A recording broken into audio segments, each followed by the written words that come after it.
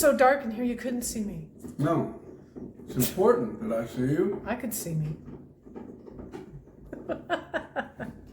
Looking back this way, somehow or other. Yeah. Somebody wanted to know about if you were around when Eric had the several guitars that he had merged into the one. I came in after the fact, but he still had all the bits and pieces of what the leftovers, because he turned that into another guitar. I'm not for sure if it's like Blackie or Brownie. And then there was something else, that from, so he had several different guitars. I remember that Brownie, I played that on Hello LA Bye Bye Birmingham and something else. And Eric played bass and slide, Jim Gordon's on drums. But I had him set it like, it didn't have a 5-way switch. It had a 3-way switch. So it was just, there was a certain place that he would get where it had two little, I want to say octaves or something like that, two little sounds. There was this one little area, and he managed, he never hit it, he never knocked it out, and it was a real delicate setting.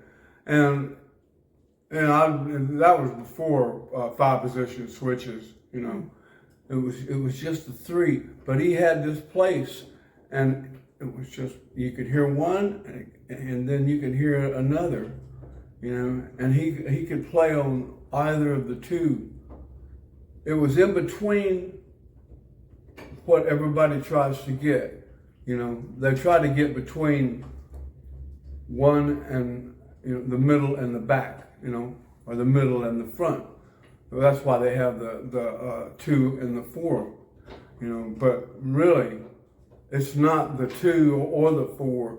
It's somewhere this side of it, Because I've heard it. And I said, why don't you put a match or something in there in case you knock it out? He said, I'll never knock it out. It was amazing, and he never did. And it was such a delicate place. But that's the way he plays, He's not aggressive with his instrument. I don't imagine anybody knows that. This is the fact that, that's an inside thing. It'd have to be like Baz Ward or somebody to understand it. He's still alive. He was Eric's guitar tech forever, until only a few years ago, and Baz quit. He retired, rather. And when we first put the band together, I had this big A100 Hammond, and we were playing like the Speakeasy or someplace. And but we only had Bruce McCaskill and then Kevin, who was the redheaded guy that was holding the lyrics for John Lennon on the Roof, concert. But he was one of our roadies, Kevin. I can't remember his last name, but I think that's the first time you've ever mentioned Kevin. Yeah. Well, it was them, and they couldn't get that. They couldn't get that organ. It was too heavy, and Baz Ward was just standing there on the street.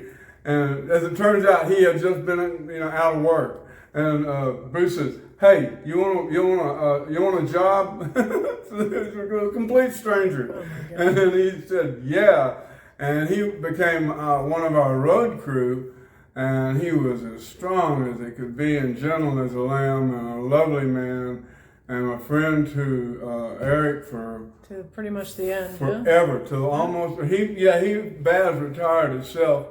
I think he does some sculpture, some metal sculpture. Oh, wow. So when you had Eric set up the guitar for you, what happened? Well, it didn't make me play like Eric Clapton, that's for sure, He sounds the same if he's playing a ukulele, you'd know it was him. But it was just a great sound. And I was real particular about not to hit that thing. And the original Brownie had a place. He used to put his cigarette at the headstock, You know, I think a lot of people used to do that. Well, he told me this one time in the TV room. He said, "You see that?" He said, "That's an oak tree." And so he would let it burn down, you know, and purposely do some things to it to make it into what it was, an oak tree sitting on a hill. That's very cool. Yeah, yeah. So it didn't sound the same at all. But no, but it was really funky. You know, it was really good. You know, it was really good. I was going to ask you something, and it slipped my mind. And he's a great bass player. You know, anything. I would imagine that he could play anything. I know what I was. To. Oh yeah, I was going to ask you, or actually, I was going to mention to everybody that the last video that we did, where someone had asked how you felt about, you know, Eric's recordings after Derek and the Dominoes. This person asked, you were answering it, and you know, I mean, personally, I really pretty much liked most of what Eric has ever done. I love his guitar playing, and some of this other songs. Well, I have great respect for everything that he did, even when he was, you know, wearing a plastic bag on stage, you know. He was going through it all, and what he felt like he had to go through. I have great respect for Eric Clapton. Yeah. But what I was involved in was the pinnacle.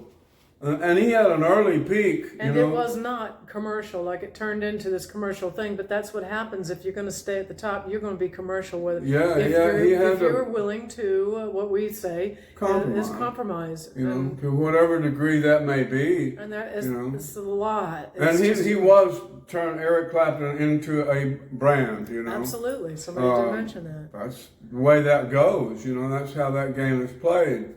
Yep. I just paint, you know. That's how it's played around here. I mean, there's no telling whose name is going to be remembered, for goodness sake, and who cares? It's it won't matter because we'll all be gone. All that stuff doesn't matter, you know. No. It's right here. This is what matters.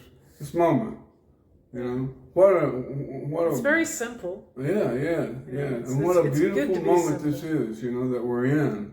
This, I love the term parenthetical, between the parentheses, you know, a parenthetical moment. It's just like it's mystical, you know, a mystical moment in time where you know who you are. You can feel who you are, you know. You can't do that when you're with lots of people, when you're surrounded by noise and things and activities. No. You can only do that when you're alone and when it's quiet. Yeah. And one of the reasons we're here where we are, you know, and we were brought here. The house beckoned us.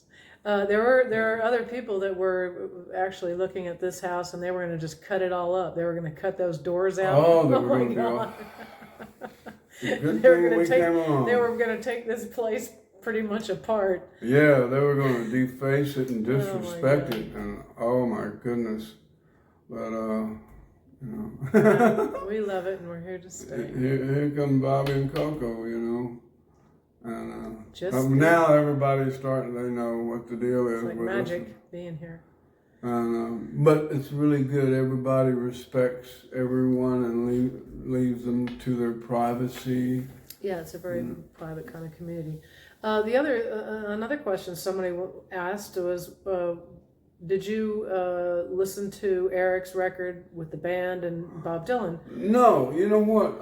After he and I did what we did, I went on and had my own career, you know, and I didn't listen to, and still have not listened to all Eric Clapton's records. I don't listen to anybody. I don't even listen to my own records. You know, we only just got a stereo here a while back, you know, before the ice storm.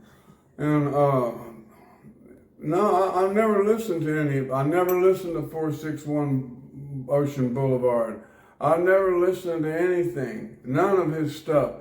You know, a song every now and then. Why is that? Because I'm busy doing what I do. I haven't got time to sit around and listen to Eric Clapton records. God damn, I mean, there's a lot of records. You know, if I was to sit on, one time I tried to do it. Let's put on everything I'd ever done. All right, and in chronological order, you know. And it was like 2 days of listening to non-stop stuff. Can you imagine Eric's collection? Can you imagine Eric's thing? And somebody trying to keep up with all that. You know, then they make compilations just about the time you do something. Here comes Columbia, you know, Columbia House or somebody, you know. Columbia House. I probably still owe them money. I like that record, Pilgrim. I wore that out. I had a CD of that one. I've heard. Really loved that record. I've heard odd songs. Some of it you can't. Pretending, and you know. Yeah. And we went to his concert as well. Well, a couple of them. You know, a couple of them, and I couldn't tell you what all they played, but it was really good. And Father's Eyes, I like that. Yeah. But other than that, I've never listened to Eric Clapton records except the ones that we did, and I don't sit around and listen to the Layla record. I can't tell you. We don't even listen to our records. No. We're busy moving forward, you know, not reflecting on the past except for that internal reflection. You know, I'm proud of everything that I've done, and I'm glad I was at the right place at the right time and prepared. But I was supposed to be in there. I was supposed to have done that, played a role in all of that. Well, if you weren't, with all of those people, you know. If you weren't, you wouldn't have been there. That's for sure. No, that's for sure. The same with Carl, and the same with Jim. And, Absolutely, absolutely. Who are all great. It just all went. It all came together at the right time. Yeah, it all felt. Just the it one was just thing. like when the cars coming together, cogs in a wheel. It all was a natural flow, and the demise of it was a natural as well. You know, could read it.